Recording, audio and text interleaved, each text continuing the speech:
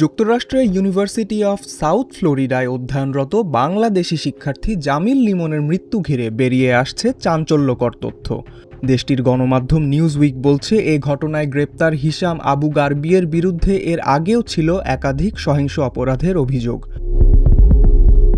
আদালত ও শেরিফ অফিসের রেকর্ড বিশ্লেষণ করে হিশাম সম্পর্কে বেশ কিছু তথ্য পাওয়া গেছে। ইউএসএফের সাবেক শিক্ষার্থী হিশাম 2021 থেকে 2023 সাল পর্যন্ত ম্যানেজমেন্ট নিয়ে পড়াশোনা করেছেন। আদালতের রেকর্ড বলছে 2023 সালের মে ও সেপ্টেম্বর মাসে তার বিরুদ্ধে শারীরিক আঘাত এবং জনশূন্য বাড়িতে চুরির অভিযোগ আনা হয়েছিল, যদিও সে সময় এগুলোকে অপেক্ষাকৃত লঘু গুরুতর অপরাধ হিসেবে বিবেচনা করা হয়। হিলসবোরো কাউন্টি আদালতের নথিতে আরও দেখা যায়, হিশামের সহিংস আচরণে তার নিজ পরিবারের এক সদস্যই তার বিরুদ্ধে 2টি ডোমেস্টিক ভায়োলেন্স ইনজাংশন বা পারিবারিক সুরক্ষা নিষেধাজ্ঞার আবেদন করেছিলেন। এর মধ্যে একটি আবেদন আদালত মঞ্জুরও করে। এছাড়া তার বিরুদ্ধে রয়েছে একাধিক ট্রাফিক আইন লঙ্ঘনের অভিযোগও।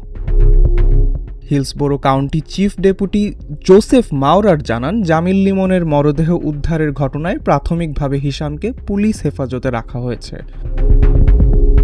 তার বিরুদ্ধে মৃত্যু সংবাদ না দেওয়া ও অবৈধভাবে মৃতদেহ সরানো ও আলামত নষ্ট করা সহ আনা হয়েছে একাধিক অভিযোগ।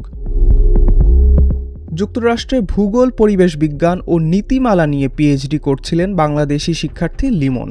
গেল শুক্রবার হাওয়ার্ড ফ্র্যাঙ্কল্যান্ড ব্রিজ থেকে তার মরদেহ উদ্ধার করে স্থানীয় পুলিশ। গত 16 এপ্রিল তাকে সর্বশেষ দেখা যায় বলে জানিয়েছে বিশ্ববিদ্যালয় কর্তৃপক্ষ। এদিকে নিখোঁজ আরেক বাংলাদেশি শিক্ষার্থী নাহিদা এস বৃষ্টির মৃত্যুর খবর নিশ্চিত করেছেন তার ভাই জাহিদ হাসান প্রান্ত। সব মিলিয়ে দুই বাংলাদেশি শিক্ষার্থীর মৃত্যু কোনো সাইকো কিলিং নাকি অন্য কিছু, তা জানতে অপেক্ষা করছে সাধারণ মানুষ। ডেস্ক রিপোর্ট, আজকের পত্রিকা।